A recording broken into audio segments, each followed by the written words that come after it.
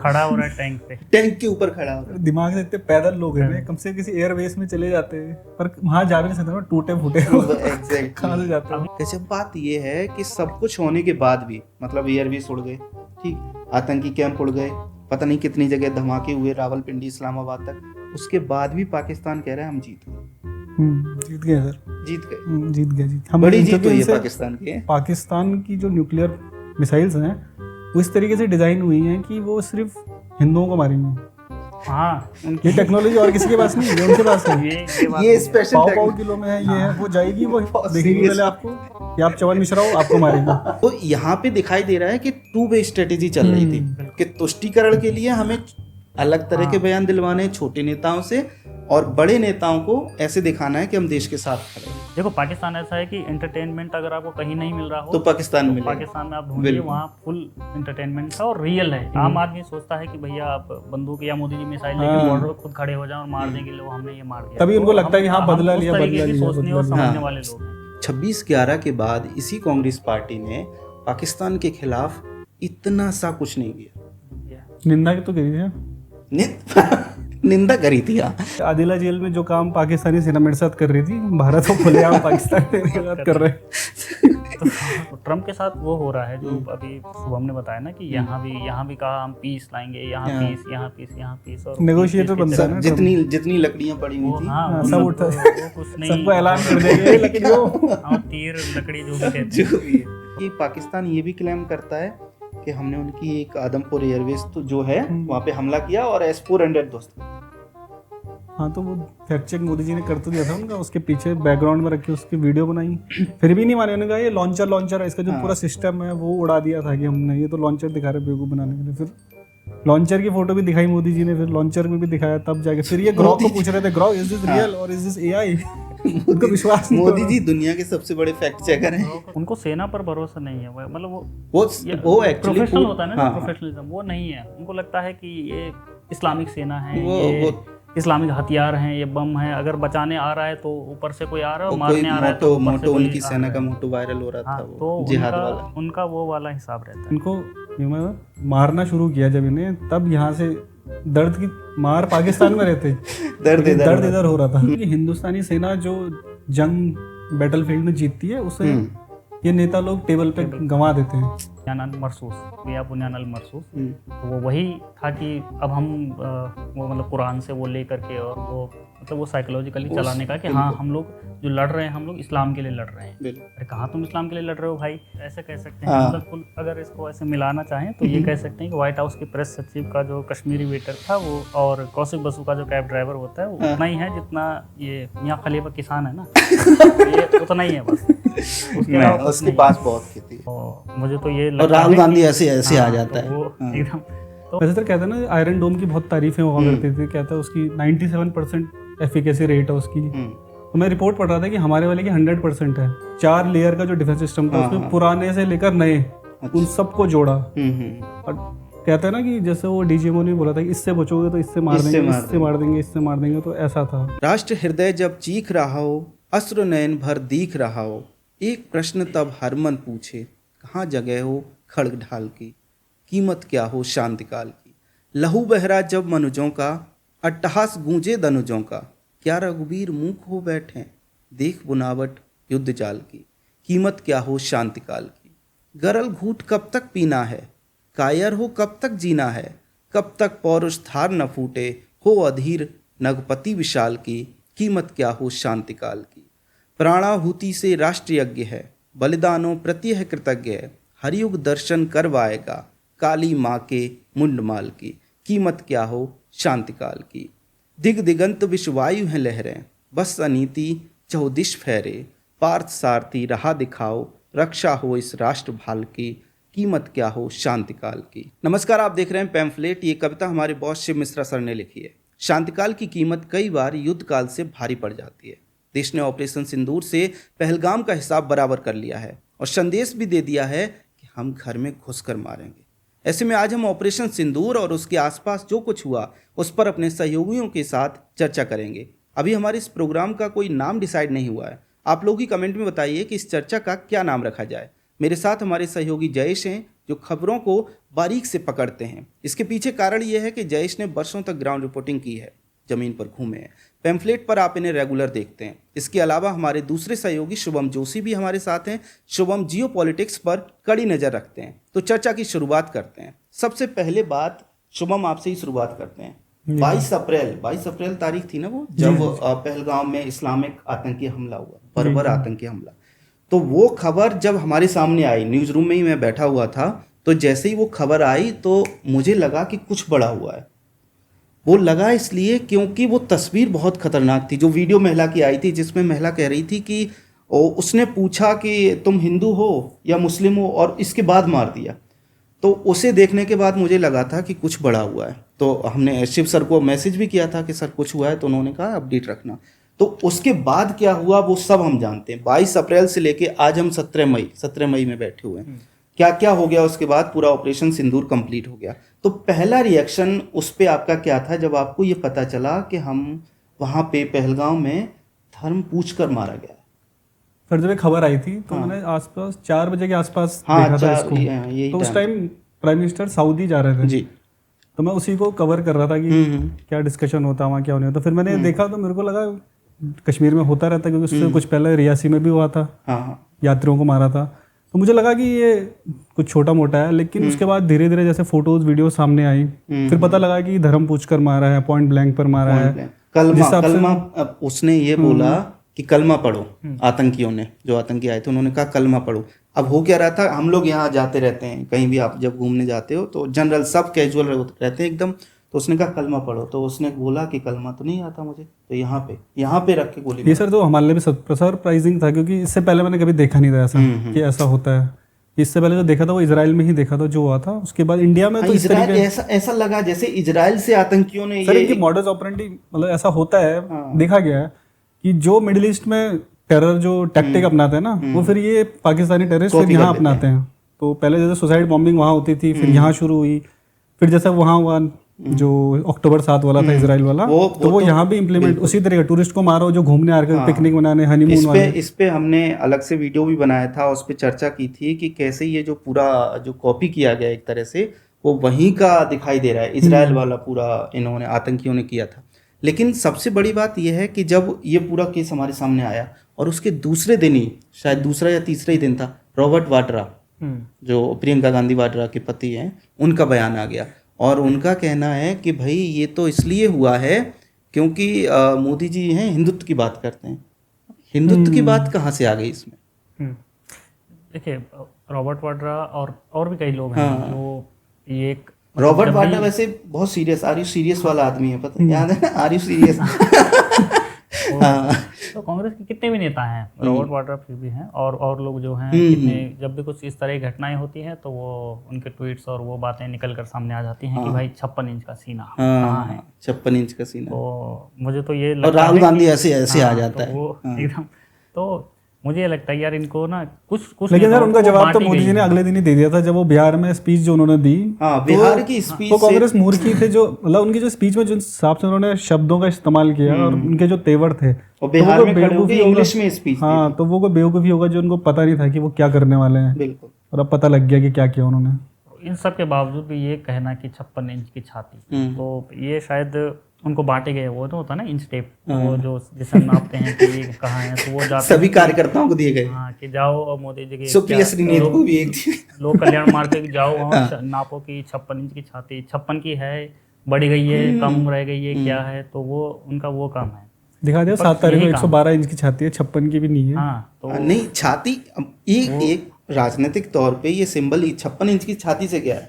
छाती, राहुल गांधी तो बहुत बॉडी बिल्डर, कितने फैसले कर लेता है, वो गन्ने खाता है कभी जाके, कभी किसी खेत में खड़े होके कैमरा, कभी किसी मोची के पास, कभी ट्रक वाले के पास, जैसे मतलब वो पूरा सीन ऐसे होता है जैसे राजा साहब अपने महल से निकले हैं और आज मिलेंगे इनसे, इस वाले वर्ग से, ये कृपा कर रहे हैं राजा साहब आपके ऊपर। तो इस तरह से राहुल गांधी वो करते हैं। खैर, राहुल गांधी से हम लौटते हैं और हम अपने ऑपरेशन सिंदूर पे रहते हैं। तो आगे इस पे क्या करना चाहिए? एक बार तो ये भी नैरेटिव आया कि अरे कुछ भी होता है तो पाकिस्तान भी डाल दो। हिमाचल के जो मंत्री हैं वो जो फॉल्स फ्लैग और जो नैरेटिव पाकिस्तान में प्रोपेगेट कर रहा था। आप ये सोचे नहीं, हिमाचल की एक मतलब युवा हैं तैयारी कर रहे हैं भर्तियों में जाने की, सेना में भर्ती होंगे, और हम हर रोज सुनते हैं कि भाई आज ये शहीद हो गया, ये शहीद हो गया, और उसके बावजूद मतलब हिमाचल को लेकर ऐसे धारणा रही है पहले की कांग्रेस में कि भाई पहले की जो कांग्रेस थी वो जो नेशनल कांग्रेस है उससे इत्तेफाक नहीं रखती थी, वो राज्य के हितों और उसकी बात करती थी और उसकी विचारधारा उस तरह की थी। लेकिन अब देखिए कि उनके कांग्रेस के नेता और मंत्री वो ये कह रहे हैं कि ये तो ये पाकिस्तान पे डालने के लिए किया है। हाँ। ये पाकिस्तान पे डाल देते, कुछ भी होता है तो बोलते हैं पाकिस्तान पे हो गया कि पाकिस्तान वो ये कह रहे हैं पाकिस्तान खुद ही इसका पीड़ित है। नहीं तो पाकिस्तान में वो कह रहा था ना इन्वेस्टिगेशन करो। कांग्रेस भी बोल रही है इन्वेस्टिगेशन करो। अरे इन्वेस्टिगेशन क्या करनी है उसमें, जब टीआरएफ ने उसको क्लेम कर लिया था शुरू में। एग्जैक्टली, बिल्कुल। उसके बाद क्या इन्वेस्टिगेशन बचती है भाई, उसने खुद। और जो उसको पकड़ा गया था वो जिसकी फोटो आई थी, क्या नाम, मूसा नाम का था जो मास्टरमाइंड था, वो खुद पाकिस्तानी पैरा कमांडो था या स्पेशल फोर्सेस का उनका कोई जवान या जो भी रहा होगा। तो उसके बाद क्या इन्वेस्टिगेशन करानी है तुम्हें? और उससे पहले अगर तुम्हें इन्वेस्टिगेशन चाहिए तो जो आसिम मुनीर का स्टेटमेंट था, जो उसने सिविलाइजेशन वॉर की बात करी, तो वो क्या था? वो इन जैसे रेडिकल जो एलिमेंट्स हैं उनके लिए वो तो था वो कि उनको फिर से उकसाओ, फिर से कुछ करो। तो क्या था इसके मतलब इसमें? लेकिन कांग्रेस को ये समझ में नहीं आ रहा है। इसमें बड़ी बात ये है कि कांग्रेस के जो हमारे यूपी के अध्यक्ष हैं अजय राय, उनका वीडियो खूब वायरल हुआ था उस समय। राफेल का मजाक बनाते, उसने एक ऐसा खिलौना लिया, उस पर नींबू और मिर्च लटका के और राफेल का मजाक बना रहा है। और भाई ये कह रहा है कि जब राफेल आए थे तो हमारे रक्षा मंत्री राजनाथ सिंह ने उसको वो किया था उस पर बना के, तो वो क्यों किया था? अब इसमें देखो गजब खेल ये है कि एक तो राफेल का मजाक बना रहा है, वो भी उस समय जब हमला हुआ है, और उसके साथ ही भारत की जो एक हमारी परंपरा है, जब भी हम कोई नई चीज़ लेते हैं हाँ तो वो हमें उसके नींबू मिर्च वो करते हैं, उसका भी मजाक उड़ा रहा है। ये भी कांग्रेस पार्टी उसी समय पे कर रही थी। तो ये कांग्रेस का पूरा जो एक तरह से रवैया रहा हमले के बाद। एक चीज़ और आप नोटिस कीजिए, इसमें क्या हुआ, कांग्रेस के छोटे नेता जो है ना वो सब बयान दे रहे थे एक तरह से आर्मी के, सेना के खिलाफ, या फिर कह सकते हैं पाकिस्तान के पक्ष में, ठीक। और कांग्रेस के जो बड़े नेता हैं, जैसे राहुल गांधी का बयान आया कि हम सरकार के साथ खड़े हैं, खड़गे का बयान आ गया कि हम सरकार के साथ खड़े हैं, ठीक। सोनिया गांधी का भी कि देश को ये करना चाहिए वो करना चाहिए। तो यहाँ पे दिखाई दे रहा है कि टू वे स्ट्रेटेजी चल रही थी कि तुष्टीकरण के लिए हमें अलग तरह के बयान दिलवाने हैं छोटे नेताओं से, और बड़े नेताओं को ऐसे दिखाना है कि हम देश के साथ खड़े हैं। ये था, वो मीटिंग कर रहे हैं, बड़े नेता मीटिंग कर रहे हैं कि भैया आप कि हम सरकार जो कदम उठाएगी हम कंधे से कंधा मिला के साथ में रहेंगे, और फिर पीछे से मैसेज भी दे दिया गया कि हाँ भाई तुम तारा वहाँ जरा वो लगा उधर कर दो, चित्त भी मेरी पट्टी भी मेरी और खड़ा सिक्का मेरे पिताजी का। कांग्रेस का वो वाला हिसाब रहा है और हर बार ही रहा है, मतलब वो सबूत और 56 इंच का सीना और ये सब उनके चलता है। अच्छा, इसमें एक चीज़ है, जब अभी IWT की बात की, IWT जब सस्पेंड हुआ तो उसके बाद पाकिस्तान में मीम की खूब बाढ़ आई। हाँ जबरदस्त मीम की बाढ़ आई। कैसे मीम थी, तो कह रहा है कि पानी खत्म हो गया, मैं चाय बनाने जा रही थी, मोदी जी नल खोल दो, ऐसे टाइप के मीम चल रहे थे उधर इंस्टाग्राम पर। मतलब ऐसा होता है कि भाई जब कुछ घटता है तो फिर बाढ़ आ जाती है, उन्हें कंटेंट मिल जाता है, बिल्कुल उन्हें कंटेंट। तो वहाँ भी कुछ इंडिया के हैं मुस्लिम या टोपी पहन के वो बना रहे हैं, और उन्होंने मीम बनाया, उनको भी पता नहीं है कि उनके साथ कितना बड़ा वो बाथरूम में बैठा है, वो साबुन लगा के बैठा हुआ है, आंखों में मिर्च लग रही है, वो कह रहा है भाई पानी कहाँ गया, अरे पापा पानी कहाँ गया। तो ये इस तरह के मीम्स, हर तरह के मीम्स जो है पाकिस्तान में चल रहे थे, लेकिन उन्हें ये मालूम नहीं पड़ा IWT कितना इम्पैक्ट कितना बड़ा, बहुत बड़ा। मीम्स अपनी जगह है लेकिन उसका इम्पैक्ट देखे ना। लेकिन अब जो देश पूरा खुद मीम बनाया है वो मीम ही बनाएगा। पाकिस्तान तो देखो, पाकिस्तान ऐसा है कि एंटरटेनमेंट अगर आपको कहीं नहीं मिल रहा हो तो पाकिस्तान में आप ढूंढिए, वहाँ फुल एंटरटेनमेंट था और रियल है एकदम। ऐसा नहीं है किसी ने मतलब कोई आर्टिफिशियल या कुछ ऐसा बनाया कि भाई स्क्रिप्टेड है, कुछ नहीं वहाँ। लेकिन IWT के लिए जो लोग कह रहे थे ना कि अगर IWT में जो भी इंडिया करना चाह रहा है तो उसको सफल होने के लिए कम से कम 10 साल लगेंगे कि पहले इंडिया बनाएगा ये भी नैरेटिव। लेकिन मैं एक रिपोर्ट पढ़ रहा था, पाकिस्तान में वाटर शॉर्टेज इतनी ज्यादा है कि अब वहाँ पे शायद उनका कॉटन की रोपाई का टाइम आने वाला है अभी। तो और भी चीजें हैं जो उनकी, क्योंकि उनका मेजॉरिटी जो एक्सपोर्ट होता है वो एग्रीकल्चर है। हाँ बिल्कुल। तो अगर मान लो इंडिया 10% पानी भी कम करता है, जो कर सकता है इंडिया, डैम है हमारे पास बने हुए वहाँ पे, तो उनको जो पौधे होंगे जो जिनको चाहिए होगा पानी नहीं मिलेगा अभी शुरुआत में, और बाद में अगर खोल दे तो जो पौधे लगे भी होंगे वो भी खराब हो सकते हैं। और इंडिया ये कर सकता है, बिल्कुल कर सकता अभी है। कर और सकता है। IWT सस्पेंड करने का सबसे बड़ा जो लाभ है वो यही है, एक तरह से अगर लाभ इंडिया के पर्सपेक्टिव में कहें कि हमें उन्हें बताना नहीं है कि हम पानी कब बंद करेंगे या फिर हम पानी कब ये खोलेंगे, पानी कितना है, हाँ, बारिश या कितनी कितना हो रही है, है, डेटा बारिश- शेयरिंग जो होता था बिल्कुल, पहले वो सब बंद हो जाएगा। बंद हो जाएगा, तो उनको पता बंद नहीं हो गया चलेगा एक्चुअली। हाँ। तो तो वो कह तो रहे थे लोग कि जिस दिन इंडिया ने ये फैसला लिया, ये बालाकोट एयर स्ट्राइक से भी बड़ा फैसला बड़ा है। फैसला। बस लोग इसका इम्पैक्ट, क्योंकि इसमें कुछ हो नहीं रहा ना, बम नहीं फट रहे, तो इसमें हाँ, लोगों को पता नहीं चलता। समस्या ऐसी वही चीज़ों आम में। आदमी सोचता है कि भैया आप बंदूक या मोदी जी मिसाइल लेके हाँ। बॉर्डर पर खुद खड़े हो जाएं और मार देंगे लोग, हमने ये मार दिया। तभी उनको लगता है कि हाँ, हम बदला उस लिया, तरीके बदला की लिया, सोचने और बदला समझने लिया। वाले लोग हैं। हम स्ट्रेटेजिकली क्या हम इम्पैक्ट या कितना हम उनको नुकसान पहुंचा सकते हैं वो हम नहीं सोचते हैं, जबकि IWT ने वो किया है। बहुत बड़ा, आप सोचे ना कि 4 युद्ध हुए, बिल्कुल 65 हुआ, 71 हुआ और 47 भी अगर जोड़ लें तो हाँ, वो छोटा, भी जोड़ लें, हाँ।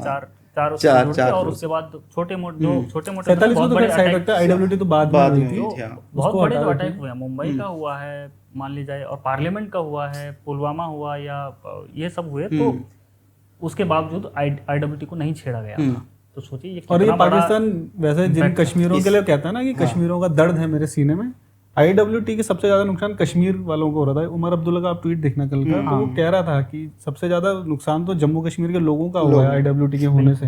बिल्कुल। और मैं नहीं चाहता कि ये ट्रीटी कभी वापस आए। 26/11 की अभी बात हुई तो उससे मुझे याद आया कि ये कांग्रेसी जो अभी ढोल बजा रहे थे या राफेल का मजाक उड़ा रहे थे, जिसकी अभी हम बात कर रहे थे, 26/11 के बाद इसी कांग्रेस पार्टी ने पाकिस्तान के खिलाफ इतना सा कुछ नहीं किया। निंदा तो करी थी, निंदा करी थी, हाँ निंदा करी थी, निंदा करी होगी शायद, निंदा करी थी, हाँ, निंदा करी निंदा थी की शायद। होगी शायद, मनमोहन सिंह बोलते थे ना उस समय। करी तो थी शायद। हाँ वो निंदा तो तो होती है। निंदा की होगी पर कांग्रेस ने तो उस टाइम भी तो यही बोला था कि तो पाकिस्तानी ने कराया, तो RSS ने करवाया था। भगवान दिग्विजय सिंह ने जो किताब लॉन्च की थी। क्या वो करते उनको। फर्क आप ये ना, एक फोटो भी घूम रही है आजकल कि जब 26/11 हुआ था तब वही दिग्विजय सिंह और बाकी के जो हैं वो RSS के वो किताब जो लेकर के और वो फोटो खिंचवा रहे हैं, और जो अभी हो रहा है तो हमारे जो चारों जो हैं BGMO हैं और बाकी जो तीनों सेना के प्रमुख हैं वो प्रेस कॉन्फ्रेंस करो, तो फर्क देखिए। एक इमेज वो है जो हमला होता है तो भाई RSS, लेकिन प्राइम मिनिस्टर ने तो ये दिखा दिया था जब वो 14 में आए थे, उसके बाद उनके स्टेटमेंट भी काफ़ी ऐसे रहते थे। 16 के बाद से उन्होंने जिस हिसाब से काउंटर टेररिज्म की जो अपनी पॉलिसी थी उसको, मतलब अगर कोई एनालाइज करे तो 16 में उन्होंने सर्जिकल स्ट्राइक करी, ठीक है, उसके बाद उनको फिर अटैक हुआ पुलवामा में, हाँ एयर स्ट्राइक करी, मतलब वो नहीं पैदा कर पाए वो डिटरेंट। फिर उन्होंने इंटेंसिटी बढ़ाई, बोलते हैं ना टेम्परेचर बढ़ाया धीरे धीरे। फिर उन्होंने पाकिस्तान में, मेनलैंड पाकिस्तान में ही आता है, खैबर पख्तूनख्वा में आता है बालाकोट, वहाँ पे एयर स्ट्राइक कर दी। लेकिन उसमें प्रॉब्लम ये हो गई कि एक तो नैरेटिव नहीं बन पाया, क्योंकि लोगों ने बोला कुछ नहीं हुआ, पाकिस्तान ने कहा चील कौवे मरे, कुछ नहीं मरा। वो वैश्विक भले मीडिया हमें को ले उसके बाद जाके, से 5 साल का पीस मिला है, 2025 तक कोई हमला इतना बड़ा नहीं हुआ था, बिल्कुल। लेकिन फिर वो आए। तो इस बार तो हमको ये पता था कि जो हमला होगा या जो भारत की तरफ से जवाब होगा वो पहले के 2 के मुकाबले बहुत बड़ा होगा, और वो हुआ ही है। जिस हिसाब से उन्होंने बिहार में जो स्पीच दी थी कि मैं आतंकी जमीन को ही खत्म करने का समय आ गया है, और वो भी ये भी कहा था कि वो पृथ्वी के किसी भी कोने से हम आतंकियों को निकाल लाएंगे, तो वो भी किया उन्होंने। ये तो है। तो उन्होंने अभी जो इंडिया ने किया, जो बाकी तो चलो ठीक है, जो POJK में जो कैंप्स थे आतंकवादियों के, लेकिन 2 जो भावलपुर और मुरीद के जिनको मतलब सिंबॉलिक रूप में जिनको माना जाता है कि एक जैश मोहम्मद का था और एक लश्कर तैयबा का था, वहां जाके बम गिराना। और भावलपुर वाले का तो बात ये है कि उसके लिए जो बनाते टाइम पैसा जो आया था ना, वो तालिबान ने भी उसको पैसा दिया था 2000 के टाइम पे, जब मसूद अजहर छूटा था उसके बाद से। तो इतने बड़े सिंबॉलिक दोनों ये थे, तो इनको आज हालत देख लो इनकी हालत ये है। और मजे की बात ये है कि 25 मिसाइलें, 24 या 25 मिसाइलें मारी थी, और 25 मिनट में, मतलब 1 बजे 6-7 मई की रात को 1:05 पे हमारा ऑपरेशन स्टार्ट हुआ था, और 1:30 पे खत्म हो गया था। 25 मिनट में 24 मिसाइलें विदाउट एनी कैजुअलिटी, और वो भी 4 पाकिस्तान में, और वो भी जब पाकिस्तान पूरी तैयारी में था, उसको पता था, जैसे हमें पता था पाकिस्तान को पता था कि अभी कुछ ना कुछ होगा, तो उन्होंने सब कुछ ताम झाम ये कर दिया। तो उस बीच में एक वो सरप्राइज का एलिमेंट मेंटेन करना, क्योंकि इन चीजों में सरप्राइज बहुत बड़ी चीज होती है ना। इसमें सबसे बड़ी बात ये रही कि इस बार सिर्फ ये पाक अधिकृत कश्मीर में निशाना नहीं था, बल्कि बहावलपुर और आपका ये मुरीद तो हाँ अंदर तक घुस के गए, रावलपिंडी तक किया। तो वही बात है कि सुरक्षित इस्लामाबाद भी नहीं है। हाँ, सुरक्षित तो कहीं नहीं है उनके लिए। हमारे पास मिसाइलें ऐसी है, खबर अपने खड़े रखे। वो DGISPR वो खुद सुरक्षित नहीं है। आसिम मुनीर खुद सुरक्षित ना था भाई, बंकर में छुप के, मैंने सुना जब इंडियन एयरफोर्स में उनके जो रावलपिंडी नूर खान बेस है वो बंकर में छुप गया था, बंकर में छुपा था। और अब मैं तो अभी एक खबर पढ़ रहा था कि रावलपिंडी से जो GHQ है पाकिस्तान का वो इस्लामाबाद शिफ्ट हो रहा है कि वहाँ एम्बेसी है, फॉरेन इमरान खान को भारत यहाँ तो नहीं करेगा कुछ कम से। इमरान खान को भी शिफ्ट करना चाहिए। इमरान खान उनके साथ तो बहुत ट्रेजेडी हुई। एक कल से एक मीम भी घूम रहा है कि बलूचिस्तान को पैदा होने को लेकर कि इमरान खान के साथ जो हुआ, इमरान खान लेटे हुए हैं बेड पर और कह रहे हैं कि वो मीम स्क्रीन में भी देखा मुबारक हो बलूचिस्तान हुआ है। अरे इमरान खान तो इसलिए भी खुश है कि वो कह रहा है कि आदिला जेल में जो काम पाकिस्तानी सेना मेरे साथ कर रही थी, भारत को खुलेआम पाकिस्तान मेरे साथ कर रहे हैं।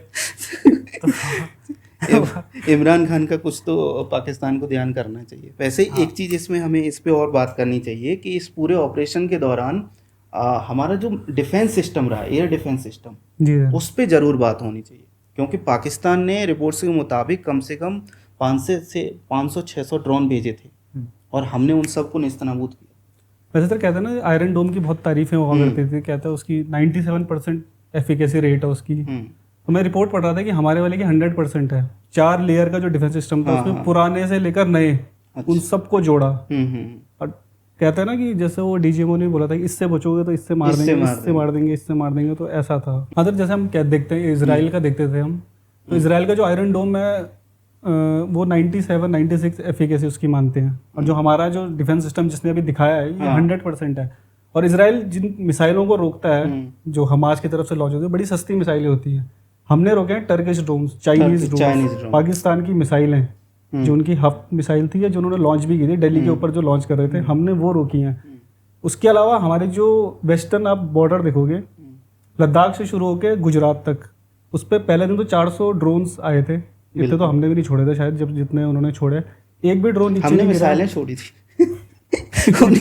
उनके जो आतंकी अड्डे थे उनपे इतने बड़े बड़े कि पूरी बिल्डिंग्स कोलैप्स कर रही थी। तो हमने मिसाइलें छोड़ी थी, तो उन्होंने अपने वो खिलौने बच्चों वाले चाइनीज खिलौने जो होते हैं ना उस तरीके से भेजे थे। हाँ कंटिन्यू। तो DGMO ने बताया था कि 4 लेयर का जो डिफेंस सिस्टम था, हाई जो ऊंचाई से आ रहे ऑब्जेक्ट जो लो फ्लाइंग ऑब्जेक्ट होते हैं, तो उसके उन्होंने बताया कि हमारे जो कन्वेंशनल या हमारे जो ऑर्थोडॉक्स पुराने जो AD सिस्टम्स है उनको भी हमने मिलाया। तो ये हमारे इंजीनियर्स के लिए भी तारीफ है, एयरफोर्स के हो या आर्मी के लिए बहुत, कि उन्होंने ऐसी पुरानी से पुरानी टेक्नोलॉजी को नई टेक्नोलॉजी के साथ मिलाया, और सब ने जो ऊपर उड़ रहा था उसको बड़ी मिसाइल से उड़ाया, जो नीचे उड़ रहे थे लो फ्लाइंग उनको AD गन से मारा, जो हम वीडियोज में देख रहे थे वो जा रही थी ना, फ्लेम जा रही थी। इजराइल तो एक छोटा कंट्री है देखा जाए तो, वो अगर अपने आप को डिफेंड कर रहा है तो बहुत बड़ी बात नहीं है।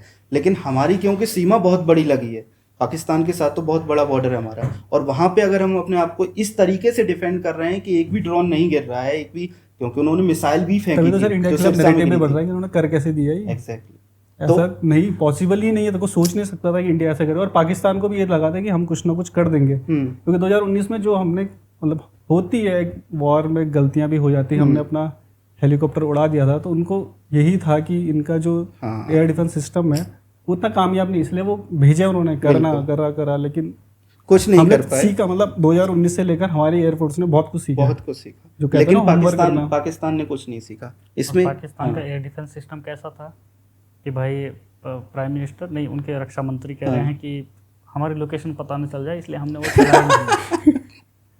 तो इसने किसी ने ट्वीट भी तो किया था कि कह रहा है तुम कुछ भी डिफेंड मत करो, पता ही नहीं लगेगा कभी कि है कि वहाँ वो हिसाब है। और दूसरा ये कि पाकिस्तान के जर्नलिस्ट अब ये कह रहे हैं उनके डिफेंस की आप क्रेडिबिलिटी आप इसी से देख लो कि उसके आर्मी चीफ को ही भरोसा नहीं था उस पर, वो बंकर में छिप गया, तो आप उससे अंदाजा लगा लो।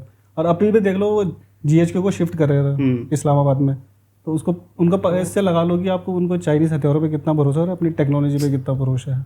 बिल्कुल, उनको सेना पर भरोसा नहीं है, मतलब वो प्रोफेशनल होता है ना, प्रोफेशनलिज्म वो नहीं है। उनको लगता है कि ये इस्लामिक सेना है, ये इस्लामिक हथियार हैं, ये बम है, अगर बचाने आ रहा है तो ऊपर से कोई आ रहा है, मारने आ रहा है तो मोटो उनकी सेना का मोटो वायरल हो रहा था, वो जिहाद वाला, उनका वो वाला हिसाब रहता है। तो भाई, लेकिन मजे की बात ये है इसके बाद भी जो पाकिस्तान का आपका जो DGISPR था अहमद चौधरी, अभी भी है अहमद शरीफ चौधरी, तो उसका जो बाप है, जो पिता है उसके सुल्तान बशरुद्दीन मोहम्मद, वो UN डेजिग्नेटेड टेररिस्ट। ये स्टोरी जयेश ने तो करी थी। हाँ, ये स्टोरी हमने की है, आप लोग अगर चाहें तो इस पे डिटेल। और वो न्यूक्लियर साइंटिस्ट है, वो अलकायदा को न्यूक्लियर हथियार बेच रहा था। हाँ बिल्कुल।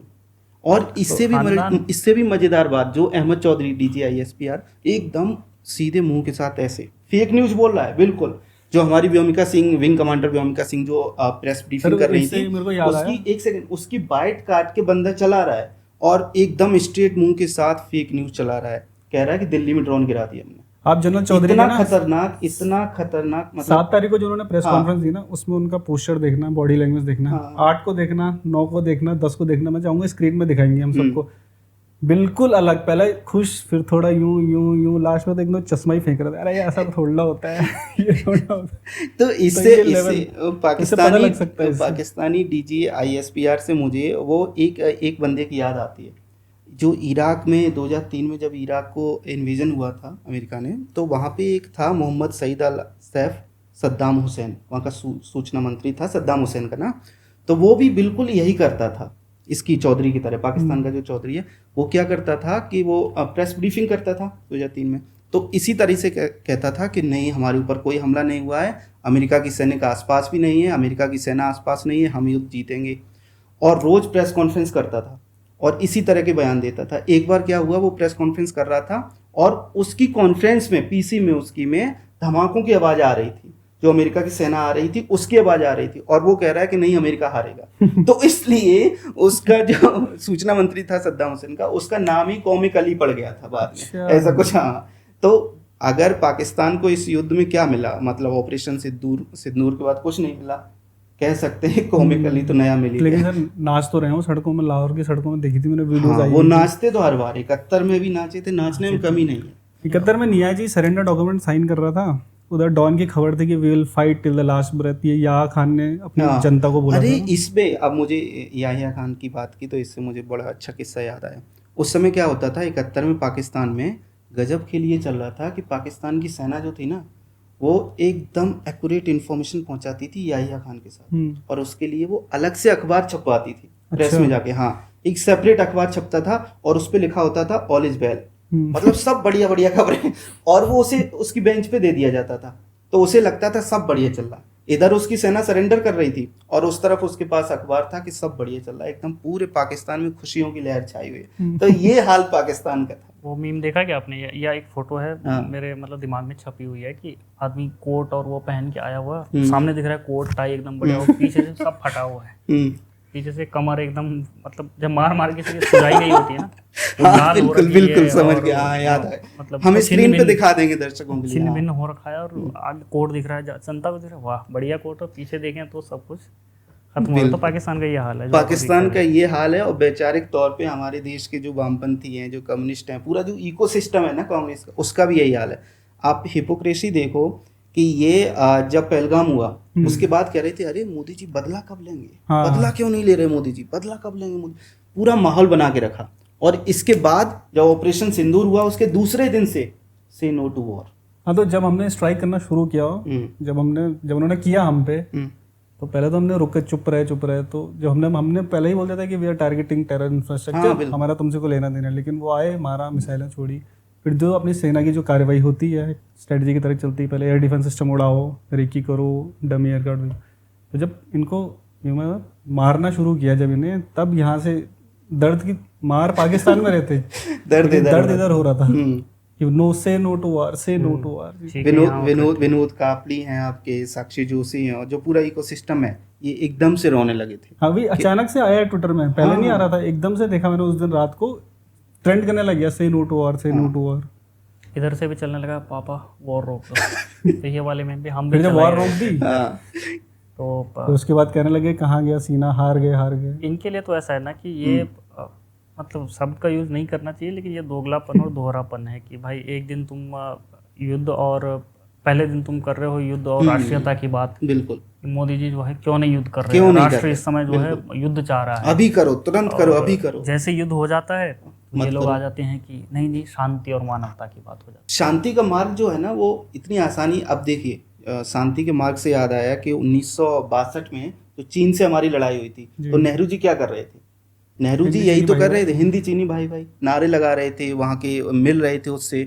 और फिर बाद में चीन ने क्या किया, चीन ने आपकी बहुत बड़ी जमीन पे, जो अक्साई चीन के नाम से जाना जाता है, उस पर कब्जा कर लिया और आप कुछ नहीं कर पाए। उसके पीछे कई रीज़न हैं, क्योंकि नेहरू जी तमाम तरीके से व्यवस्थाएं नहीं कर पाए, वो उनके कई और शौक थे, वो ठीक है। लेकिन बात यह है कि बाद में संसद में जो हुआ वो किस्सा जरूर सबको जानना चाहिए। हुआ ये कि संसद में चर्चा हो रही थी चीन के युद्ध पे, तो एक सांसद थे यहीं के, जहाँ हम बैठे हुए हैं, देहरादून के, महावीर त्यागी जी। तो महावीर त्यागी ने संसद में नेहरू जी सवाल किया। उन्होंने कहा कि चीन ने इतनी बड़ी ज़मीन पे कब्जा कर लिया है। तो नेहरू जी क्या जवाब देते हैं? नेहरू जी कहते हैं कि अरे ज़मीन पे कब्जा कर लिया तो क्या हो गया, उस ज़मीन पे तो कुछ होता ही नहीं था, फसल नहीं उगती थी। एग्जैक्टली स्टेटमेंट था। तो अब वो जब उन्होंने कहा तो उसके बाद महावीर त्यागी ने क्या किया, वो पगड़ी ऐसा कुछ साफा पहनते थे, तो वो उन्होंने उतारा, उनका सिर गंजा था। तो वो क्या, तो वो कहते हैं कि अच्छा इस पे भी कुछ नहीं उगता तो इसे भी काट दोगे। तो ये कांग्रेसी नीति है एक्चुअली। तब कांग्रेस का जो पॉलिटिकल कल्चर है ना, वो इससे हमें दिखाई पड़ता है, ये हमेशा से रहा है। लेकिन ऑपरेशन सिंदूर के बाद और पीएम मोदी जो 2014 में आए, उसके बाद हमें दिखाई दिया कि चीज़ें कैसे चल सकती हैं। शांति काल की कीमत होती है, और वो कीमत कई बार युद्ध से ज़्यादा हमें चुकानी पड़ती है, जैसा कि हमने शुरुआत में बताया। 2 साल तक दिया उन्होंने। 2014 के बाद जब वो आए थे, तो जो शपथ ग्रहण समारोह था उसमें उन्होंने पाकिस्तान के प्राइम मिनिस्टर को भी बुलाया था। तो वो बहुत बड़ा मैसेज था, बिल्कुल साथ के सब देशों को। बिल्कुल। उसके बाद वो लाहौर में उतर गए बिना किसी बताए। वो मतलब डेंजरस था वो चीज़ करना, लेकिन वो फिर भी गए, बढ़ाने थे उन्हें रिश्ते। उसके कुछ टाइम बाद पठानकोट एयरबेस पर हमला हो गया। तो इंडिया के हिस्ट्री में शायद ही कोई प्राइम मिनिस्टर ऐसा होगा जो पाकिस्तान की सिक्योरिटी टीम को, नहीं, इन्वेस्टिगेटिव टीम को अपने एयरबेस के अंदर लेके जाए। बिल्कुल। इतना बड़ा उन्होंने रिस्क लिया कि दोनों देशों के बीच कि रिश्ते अच्छे रहे, साथ में पड़ोसी हैं, ये है वो है, लेकिन वो नहीं माना। उसके बाद आप देख ही रहे हो कि तब से बातचीत बंद है। 16 में देखा, 19 में देखा, अब तो आप देख ही रहे हो। और शिमला, आपका जब शांतिकाल की हम बात कर रहे हैं तो शांतिकाल से शिमला भी याद आ जाता है। शिमला एग्रीमेंट, जी। इंदिरा गांधी ने 71 में क्या किया था, जब आपने वॉर जीत लिया, हमारे सैनिकों ने इतना बलिदान दिया, ठीक, उसके बाद वॉर जीत लिया, और इंदिरा गांधी ने शिमला में बैठ के एक एग्रीमेंट कर दिया, और उनकी जो 93,000 के आसपास जो हमने सैनिक कब्जा किए थे, बंधक बनाए थे, उन्हें छोड़ दिया, और अपने 54 वापस नहीं ला पाए, और हम उनसे कोई समझौते में लाभ नहीं ले पाए आज तक। कोई टाइम एक कहावत होती है ना कि हिंदुस्तानी सेना जो जंग बैटलफील्ड में जीतती है, उसे ये नेता लोग टेबल पे गंवा देते हैं। तो ये इन्हीं चीज़ों के लिए बना हुआ था। तो वो शिमला समझौता उस सेंस में उस समय अगर हम चाहते तो क्या कुछ भी कर सकते थे, लेकिन कहते हैं कि भुट्टो था शायद उस समय पाकिस्तान में आ गया। हाँ, तो वो अपनी बेटी के साथ आया था, बेनजीर के साथ, यहाँ शिमला में। तो इंदिरा गांधी से उसने क्या बात की, उन दोनों के बीच में क्या बात हुई, आज तक नहीं पता। लेकिन ये जरूर पता है कि देश को उससे बहुत बड़ा नुकसान हुआ था जी। और आज तक हम उसे झेल रहे हैं। नहीं तो आज हमारे जो बॉर्डर हैं वो इस तरीके के, शायद एलओसी जो है वो एलओसी ना होती। जब तुम्हें चल रहा था ऑपरेशन सिंदूर, तो तुम तो बलूचिस्तान पे तुमने काफी कवर किया, तो उस टाइम वहाँ क्या चल रहा था? बिल्कुल इस बीच में, क्योंकि हमने वहाँ बहुत स्टेटमेंट सुने ट्विटर पे, सोशल मीडिया पे, बहुत जगह आ रहे थे कि हिंदुस्तानी फौज तुम आगे बढ़ो, मार रही है और वो पीछे, हाँ, कि हम तुम्हारे साथ हैं, तुम ये करो। बलूचों, मैंने इनफैक्ट एक स्टोरी भी करी थी उस पर, बलूचों का जो जितने भी रिएक्शन थे, तो उसमें भर भर के उन्होंने बोला था कि बढ़िया हुआ, बढ़िया हुआ। क्या होता है ना, आमतौर पर जैसे भारत का एग्जाम्पल ले लीजिए कि भाई भारत में उस वक्त कैसा माहौल था, जैसे कहते हैं ना कि फॉल्ट लाइन है हिंदू मुस्लिम वाली, लेकिन भारत में उस वक्त वो नहीं दिखी। सबसे बड़ा सनातनी तो ओवैसी बन रखा था। मतलब इस तरह कई और लोग हैं। तो वो ये थे कि भाई सरकार के साथ खड़े थे, फौज के साथ खड़े थे, भारत के साथ खड़े थे। लेकिन पाकिस्तान अकेला ऐसा मुल्क है, या ये कहीं उसको दुर्भाग्य है, जो भी कहो, कि उसके अपने ही, मतलब ऐसा नहीं कि समुदाय विशेष से छुटपुट लोग नहीं, उसका प्रांत, और वो भी कोई छोटा मोटा प्रांत नहीं, सबसे बड़ा प्रांत है। और वो खुद तो मतलब वो ये तो कह ही रहे हैं कि भारत भाई आप इनको मारो, और मतलब हम साथ में हैं और ठीक है वो सब करो, और वो खुद भी मार रहे हैं। BLA है, बलूचिस्तान लिबरेशन आर्मी, वो बलूचिस्तान की आज़ादी के लिए सशस्त्र लड़ाई लड़ती है हथियारों के जरिए। तो वो पाकिस्तानी सेना को अलग मार रही है। जो आवाम है बलूचिस्तान की, वो भारत के साथ खड़ी है कि हम लोग भारत के साथ खड़े हैं। तो पाकिस्तान को सिर्फ बलूचिस्तान ही नहीं, हमने एक वीडियो भी यहाँ से स्टोरी भी करी थी, जो पश्तून है खैबर पख्तूनख्वा के, वो भी सोशल मीडिया पे गाने बना रहे हैं प्राइम मिनिस्टर की फोटो, जिसमें वो रफे उसमें तेजस में उड़ के निकले थे कि हमारे सलार कमांडर इन चीफ, इस बार रुकना नहीं, झुकना नहीं इनको। मतलब इतनी नफरत पाकिस्तान के अंदर के लोग ही पाकिस्तान से करते हैं। बिल्कुल। एक सबसे बड़ी बात ये है कि बहुत से लोगों को हमारे देश में भी और कई जगह ये भ्रम है कि ये BLA करती है या फिर दूसरे संगठन जो हैं जो बलूचिस्तान की आज़ादी के लिए काम कर रहे हैं वो करते हैं, ऐसा नहीं है। जमीन पे जो आम पब्लिक है ना, उस पूरे प्रांत की, उस पूरे क्षेत्र की, उस आम पब्लिक के अंदर आक्रोश है, वो हमें दिखाई देता है। वो है। और न केवल उसके, मैं कुछ एक वीडियो देख रहा था मैं उस दौरान के, तो शायद वो बलूचिस्तान के बाहर के थे वो, उनसे पूछा गया कि भाई अगर भारत और पाकिस्तान के युद्ध हो तो तुम क्या करोगे? तो वो कहते हैं कि मैं, अगर ऐसा होता है तो मैं इंग्लैंड चला जाऊंगा। वो पश्तून है, वो पश्तून। हाँ, तो पश्तून ये कह रहे हैं कि भाई हम तो नहीं है इनके साथ, हम पाकिस्तान के साथ नहीं, हम अलग हैं। इसी तरह और भी कई इस तरीके के वीडियोस थे। एक आधा ये थे कि भाई भारत अगर हमला कर दे, भारत कब्जा कर देता है तो क्या होगा? तो कुछ लोग कहते हैं कि हाँ ठीक है, कोई बात नहीं, हम भारत की गुलामी स्वीकार कर लेंगे। तो आवाम में या पाकिस्तानी आवाम है उसके भीतर वो है कि नहीं यार, अपने देश के प्रति वो ऐसा वो नहीं है ना, उनको कॉन्फिडेंस है, खुद आर्मी को नहीं है, तो उनको तो क्या होगा? आर्मी को बलूचिस्तान है और इधर से तो आवाजें उठ रही थी। तो यही तो वजह था। वैसे कहते हैं कि जो हमने अभी डिस्कस किया कि आर्मी की क्रेडिबिलिटी ही खत्म हो गई थी पाकिस्तान में, क्योंकि जब से 47 से आज़ाद हुआ था, पाकिस्तान बना था, आज़ाद तो क्या हुआ, बना था जब से, तो आर्मी ही एक बाइंडिंग फोर्स था पूरे पाकिस्तान को इकट्ठा रखने की। लेकिन इमरान खान ने जो आर्मी की बैंड बजाई है, खासकर आसिम मुनीर की, जितना भी ये PTI ने, इमरान खान ने जितनी बैंड बजाई, तो आसिम मुनीर की क्रेडिबिलिटी एक थाने जो सड़कों में हवलदार रहता है ना, उसके बराबर हो रही है पाकिस्तान में। तो उसको अपनी क्रेडिबिलिटी को बढ़ाने के लिए पाकिस्तान में सबसे अच्छा मौका, सबसे अच्छा तरीका होता है कि आवाम को इकट्ठा करो, हिंदुस्तान से ऐलान कर, हाँ लड़ाई का ऐलान कुछ कर दो हिंदुस्तान के साथ। तो क्या होता है, अब देखो जैसा आ रहा है सड़कों में हमारी फौज, और तो ये तरीका उनका, तो उन्हें जवाब दे दिया, हिंदुस्तान ने जवाब दे दिया। तो मानते नहीं है ना जवाब को, अमन की आशा नहीं, ब्रह्मोस की भाषा। नहीं समझेंगे ना उसे भी, समझेंगे, वो धीरे धीरे समझेंगे। पाकिस्तान में जब ऐसा लगता है ना कि आवाम छिटक रही है, सब कुछ हो रहा है, तो उनके पास क्या हथियार होता है कि भाई हम लोग किस उस पर बने थे कि हम लोग मुस्लिम हैं, इस आधार पर हम बने थे। तो फिर वही होता है कि हम लोग जो बने इस्लाम और मुस्लिम के आधार पर बने थे, तो जब छिटक रहे हैं तो फिर वो वही इकट्ठे होते हैं कि हम लोग जो है इस्लामी, हम लोग मुस्लिम हैं। और ऑपरेशन जो उनका शुरू हुआ था बुनियान अल मरसूस, या बुनियान अल मरसूस, तो वो वही था कि अब हम वो मतलब कुरान से वो ले करके, और वो मतलब वो साइकोलॉजिकली चलाने का कि हाँ हम लोग जो लड़ रहे हैं, हम लोग इस्लाम के लिए लड़ रहे हैं। अरे कहाँ तुम इस्लाम के लिए लड़ रहे हो भाई? जी जब शुरू में हमने एक बार वीडियो बनाई थी, बहुत पहले की बात है, शायद आप थे ही नहीं हमारे साथ, तो उस टाइम मैंने एक लाइन बोली थी कि पाकिस्तानियों को धर्म का चूर्ण चटा रखा है। तो उस टाइम लोग बहुत हंसते थे मेरे पे, तो ऐसी, और आज भी ये वही बात कर रहा है, धर्म वाली बात। हाँ, मजहब के नाम पे ही वो मुल्क बना है। और बड़ी एक मतलब आयरनी आप देखिए कि बुनियान अल मरसूस वो सीरिया में, इसका मतलब क्या होता है? तुमने करी तो थी ना इसमें स्टोरी। वो इस तरीके का होता है कि एक मतलब अल्लाह की राह में जो है, जो चल रहा है, मतलब उसके मार्ग पे चल रहा है, तो मतलब इन ऑपरेशन का नाम भी चुरा के लेके आए हैं। तो उनके लिए वो है कि नंबर 1 सब। अब आप ये देखें ना कि बुनियान अल मरसूस 2016 की बात है, सीरिया में आईएसआईएस जो है उसका मतलब कोई, मैं उस शहर का नाम भूल रहा हूँ, वहाँ पे कब्जा था, तो उसको छुड़वाना था। तो सीरिया ने और अमेरिका ने उसकी मदद वगैरह करी और उस शहर को उस कब्जे से मुक्त करवाना था। जो ऑपरेशन लॉन्च किया गया उन आतंकियों के खिलाफ, आईएस के जो उनका गढ़ था, वो आईएस के आतंकियों के खिलाफ वो ऑपरेशन शुरू किया गया, उसका नाम रखा था बुनियान अल मरसूस। अब वहाँ तो आतंकियों के खिलाफ चलाए जा रहे हैं, और यहाँ पाकिस्तान क्या कर रही है कि अपने आतंकियों को बचाने के लिए कर रही है। बिल्कुल अपोजिट। ये वैचारिक रूप से जो खोखलापन है ना पाक आर्मी में, पाकिस्तान आर्मी में, वो ये इन सब से साफ झलकता है। और वही फिर मुस्लिम और वो सब यूनिटी और वो सब लेके आ जाती है। जैसे चमन जी, जैसे हम बात कर रहे थे अभी कि इस्लाम एक बाइंडिंग फोर्स है, तो जब 47 में आज़ाद हुआ था, मतलब बना था पाकिस्तान, तो उस टाइम भी यही था। तो उन्होंने जो ये 2 नेशन थ्योरी थी कि हिंदू मुस्लिम साथ में रह सकते या मुसलमान एक साथ रह सकते, ये फेल हो गई थी 71 में। बांग्लादेश अपनी कल्चरल आइडेंटिटी और लैंग्वेज के, क्योंकि वो चाह रहे थे उर्दू थोपना।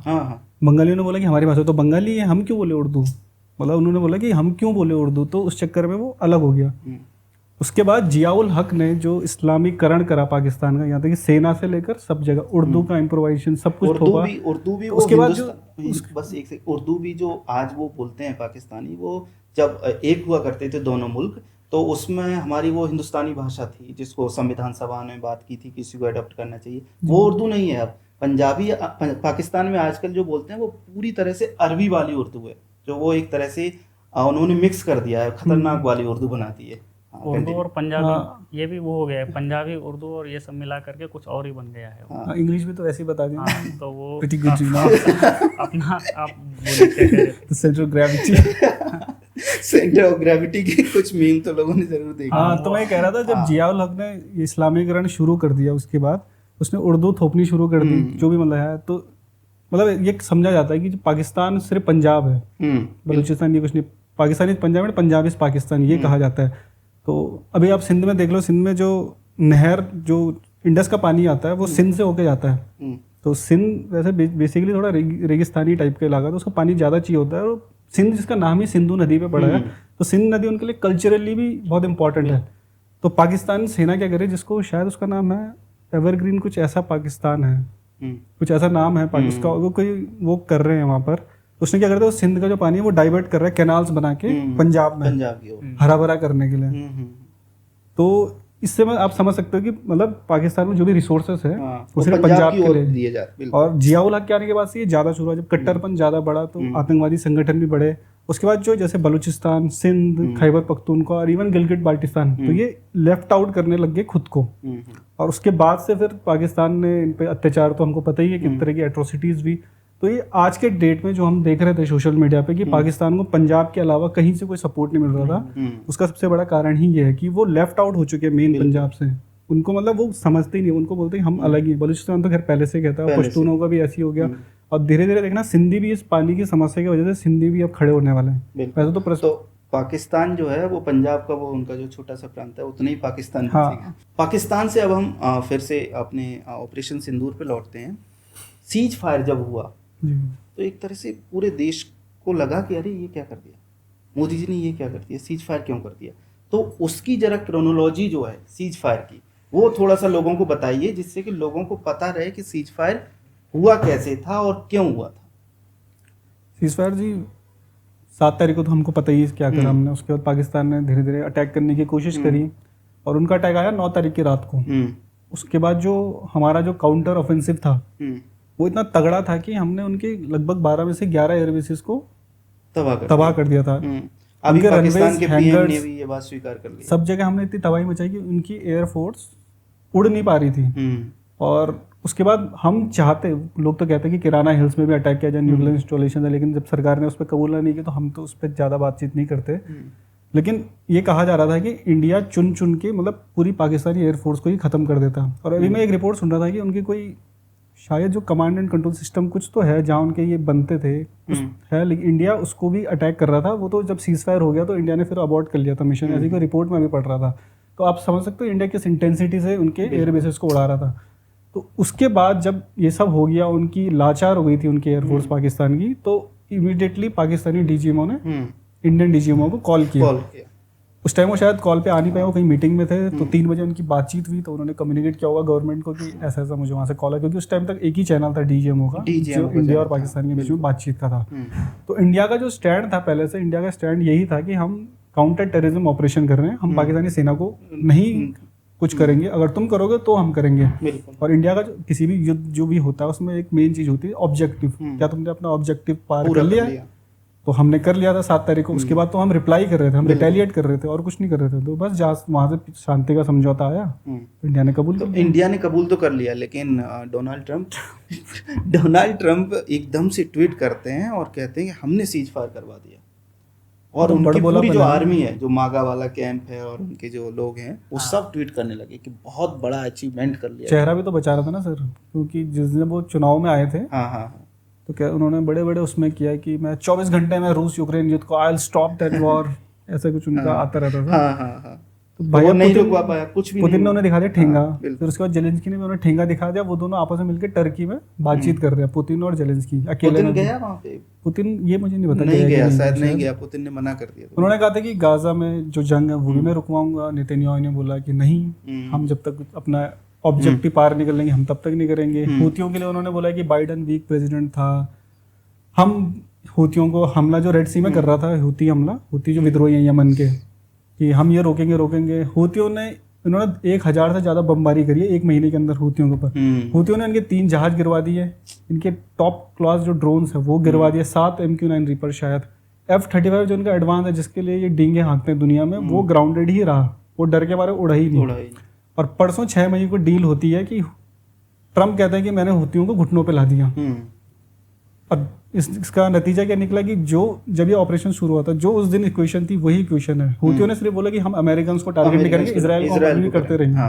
और यही पहले दिन भी था, वो अमेरिकन को टारगेट नहीं कर रहे थे, वो इजराइल की शिप को ही टारगेट और वही हुआ। तो क्या फायदा हुआ? ट्रम्प उसको भी विक्ट्री डिक्लेयर कर रहे हैं खुद को। ट्रम्प का पता क्या हाल है, वो वाला हाल की कहते हैं ना, हम ऐसे ही जनरली बातचीत करते हैं दोस्तों के साथ, तो कहते हैं कि ये लकड़ी क्यों पड़ी हो जहाज वो वाला हिसाब हो जाता है। और दूसरा ये कि एक वो होता है ना कि हमारे यहाँ एक ऐसे ही वीडियो चलते हैं कि भाई शादी हो रही होती है, अब लड़की वाले के घर दूल्हा पहुँचता है, तो सालियाँ जो हैं वो बड़ी थोड़ी सी मतलब ऐसे बदमाश तो नहीं कहना चाहिए पर ऐसे मतलब शरारती टाइप, वो क्या करती हैं कि रसगुल्ला लेती हैं, रसगुल्ला के भीतर का खाली कर देते, उसमें मिर्च भर देती हैं, रसगुल्ला ऊपर से पैक। दूल्हा आते, दूल्हे खिलाते हैं, दूल्हे को क्या पता चल रहा है कि दूल्हे को तो अब आमतौर पर ये लगे भाई ये तो रसगुल्ला है, मीठा होगा, तो मतलब आदमी के दिमाग में आएगा ही नहीं, सेकंड थॉट तो आएगा ही नहीं, रसगुल्ला है तो खाएगा आदमी, मीठा गप कर वो खा लेता है। फिर उसके जब वो बाहर बता भी नहीं पाता है, समस्या ये भी है कि वो बताएगा कि भाई इसके अंदर क्या था,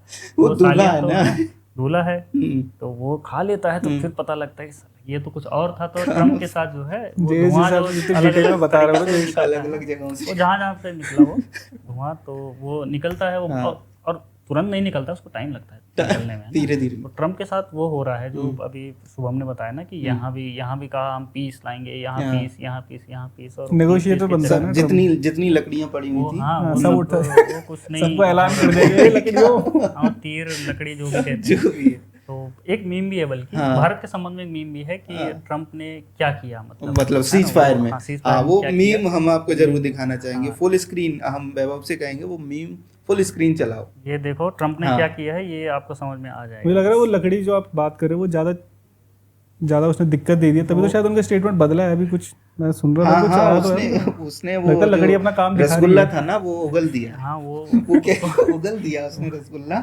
लकड़ी निकालने की कोशिश में, तो वही कह रहा है कि हमने नहीं करवाया, हमने बस हेल्प की है बस। तो ये ट्रम्प और अमेरिका का हाल है। हाँ, तो ट्रम्प का हाल इससे ज्यादा कुछ भी नहीं है, इससे ज्यादा कुछ है नहीं, कुछ भी नहीं, इससे ज्यादा अगर वो कुछ डील कर रहा है, पहले उन्होंने चाइना के साथ करा कि हम चाइना को टैरिफ लगाएंगे, 40% ये कर देंगे, वो कर देंगे। अब आजकल डील कर रहे हैं चाइना के साथ, तो वापस 90 डेज तक फिर वो सॉल्व कर दिया, तो इनको कुछ कंटिन्यूटी नहीं है इनके इसमें, क्या करना चाह रहे हैं। और मजे की बात ये है कि जब कंटिन्यूटी नहीं होती है, जब आप प्रोपेगेंडा करते हो, जब आप इस तरह से विदाउट फैक्ट्स जब माहौल बनाने की कोशिश करते हो, तो आपका हाल वही होता है जो कांग्रेसी इकोसिस्टम का है। ट्रम्प का और मागा का जो पूरा इस समय स्थिति है, जो हाल है, वो उसी तरह का है जैसे कांग्रेसी इकोसिस्टम का इंडिया में होता है, हमारे यहाँ होता है। जैसे कौशिक बसु का आप केस ले लो, कौशिक बसु क्या करते थे, वो जहाँ भी जाते थे उन्हें वहाँ एक कैब ड्राइवर मिलता था, और वो खतरनाक इंटेलेक्चुअल होता था, एकदम बुद्धिजीवी, ठीक। और वो जो भी मुद्दे देश में चल रहे हैं, जैसे जब वो किसान कानून 3 कृषि कानून वाला चल रहा था, तो वो कृषि कानून पे ज्ञान देता था कौशिक बसु को, और वो वहाँ पे डाल देते थे। मजे की बात ये होती थी कि हर बार वो कैब ड्राइवर वामपंथियों का जो एजेंडा है उसी के समर्थन में बोलता था। तो यही हाल अभी ट्रम्प का दिखाई दे रहा है। उसकी जो प्रेस सचिव है, उसका ट्वीट देखो, एक उसे दोहा में एक कश्मीरी वेटर मिल जाता है, व्हाइट हाउस की प्रेस सचिव को ना, दोहा में, और वो कहता है कि ट्रम्प ने तो बहुत महान काम किया है, ट्रम्प को तो इतना महान काम किया है सीज फायर करवा के कि उन्हें तो वो क्या नोबेल प्राइज मिलना चाहिए। इस तरीके से वो पूरा ट्वीट लिखा गया है कि ऐसा लग रहा है कि ये व्हाइट हाउस की प्रेस सचिव में कौशिक बसु की आत्मा घुस गई हो, या फिर ये भी हो सकता है दोनों ने फोन पे कुछ बात की हो, फिर अपना ट्वीट करवा दिया हो, और इसका जो ड्राइवर था वो ड्राइवर उसका वेटर बन गया, कुछ भी हो सकता है। लेकिन ऐसे कह सकते हैं, मतलब अगर इसको ऐसे मिलाना चाहें तो ये कह सकते हैं कि व्हाइट हाउस के प्रेस सचिव का जो कश्मीरी वेटर था वो, और कौशिक बसु का जो कैब ड्राइवर होता है, वो उतना ही है जितना ये मियाँ खलीफा किसान है ना, ये उतना ही है बस, उसके पास बहुत खेती है। तो आगे बढ़ते हैं, ठीक है, तो आगे बढ़ते हैं। और अब एक सबसे बड़ी बात, क्योंकि ये पूरा इंसिडेंट हमने देखा, पूरा मतलब ऑपरेशन सिंदूर पे हमने चर्चा की, कैसे बात ये है कि सब कुछ होने के बाद भी, मतलब एयरबेस उड़ गए, ठीक, आतंकी कैंप उड़ गए, पता नहीं कितनी जगह धमाके हुए, रावलपिंडी इस्लामाबाद तक, उसके बाद भी पाकिस्तान कह रहा है हम जीत गए। सर, जीत गए, बड़ी जीत हुई है पाकिस्तान की, इसमें कोई नहीं लड़ सकता इनसे। अभी ये जब हार के आए थे, चैंपियंस ट्रॉफी हार के आए थे, तो जिस दिन सेलिब्रेट करने उतरे थे ना बाहर, ये उससे पिछले रात घरों में छिपे हुए थे। हाँ, इनका जिस दिन सीज फायर हुआ उस दिन बाहर नाचने लग गया। नाचने लगे।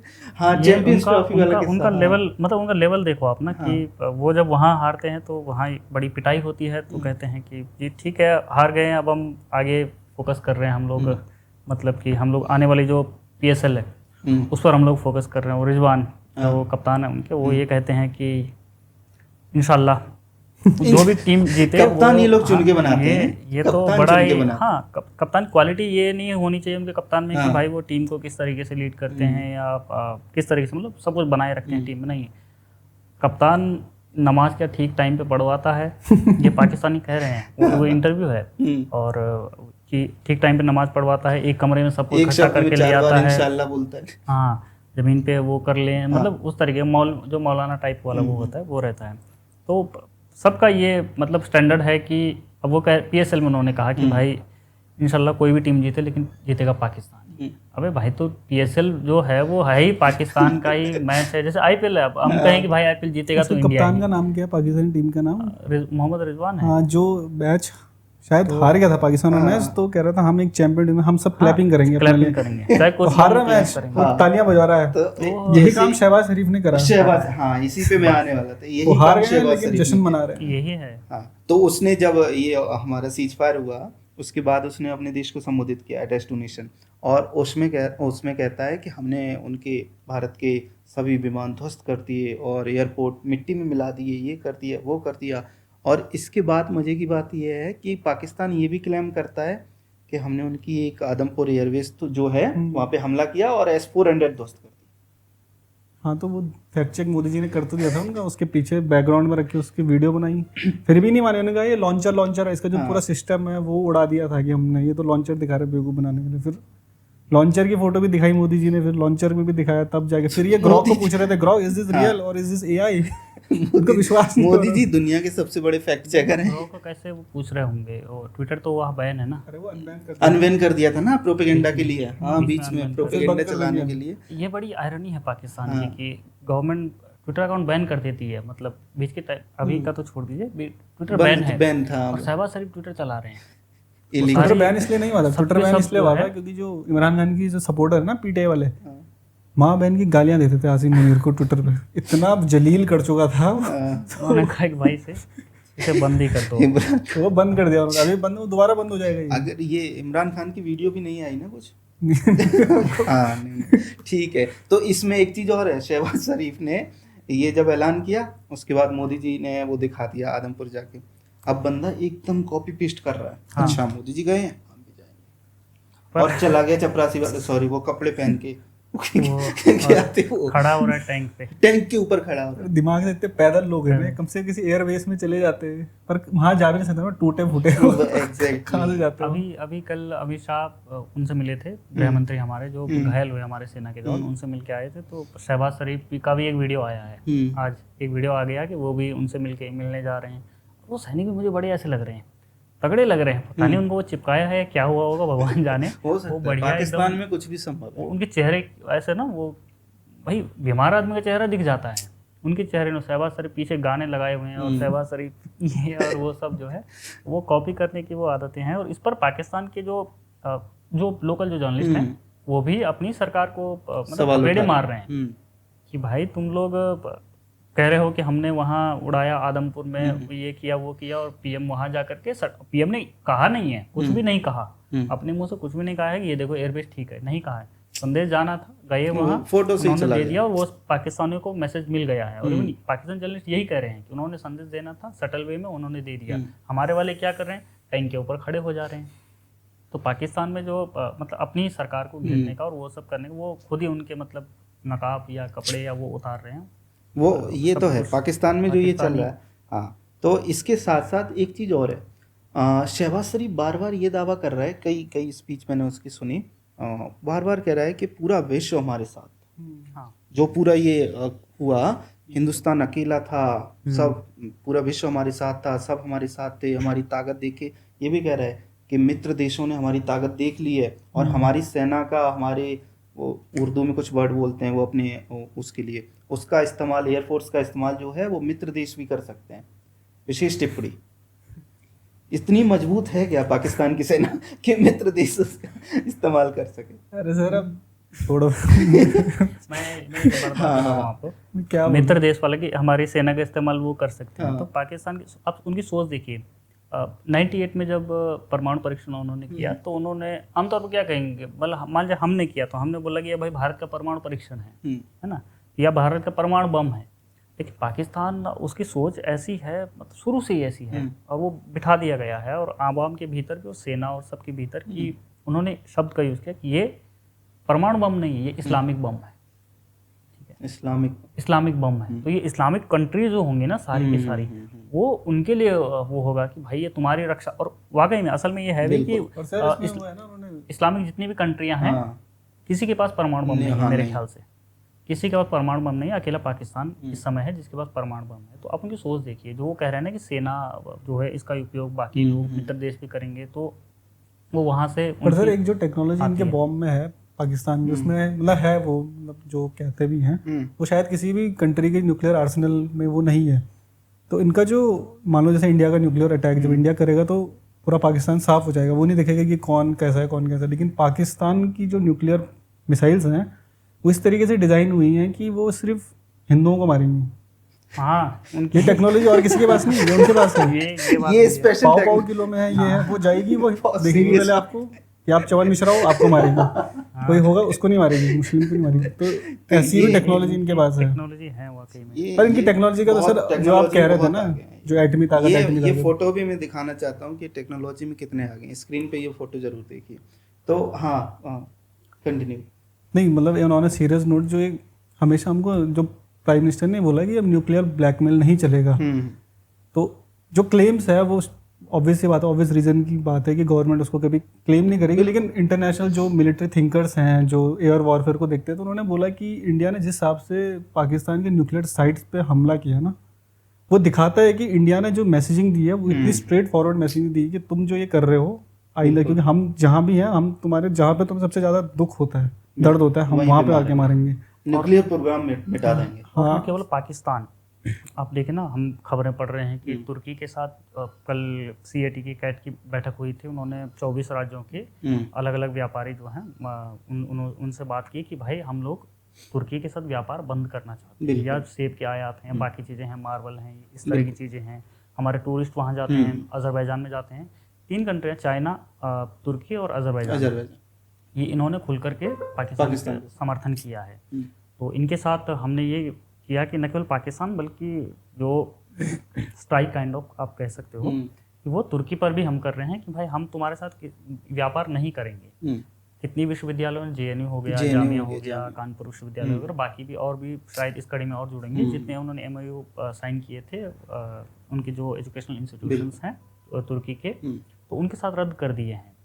तो ये बड़ा बहुत बड़ी बात है। मतलब पुणे के सेब व्यापारी जो थे, या फिर आपके उदयपुर की जो मार्बल व्यापारी, पूरा देश एक साथ आ रहा है। ये बहुत इम्पोर्टेंट है। ये बहुत इम्पोर्टेंट है कि पूरा देश एक साथ आ रहा है, क्योंकि तुर्की उसके साथ खड़ा था, पाकिस्तान के साथ। उसके ड्रोन से हमारे ऊपर हमला हुआ, इसके बाद में वो उसके साथ खड़ा रहा, खुल के खड़ा रहा। और सिर्फ इतना ही नहीं, जब हमने 370 हटाया था, आर्टिकल 370, उस समय भी पाकिस्तान के साथ तुर्की खुल के खड़ा था, और उसने UN में भी बोला था।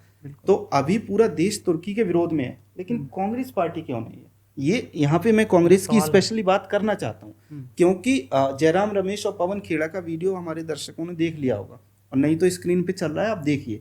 जब उनसे पूछा गया कि क्या आप बॉयकॉट तुर्की का समर्थन करते हैं, तो उनके पास कोई जवाब नहीं था। मतलब वो सकपका गए, वो कह रहे आप बोलो। वो वीडियो मैंने भी देखी थी। हाँ, ये बहुत अजीब है कि आप देश के साथ नहीं खड़े हो सकते।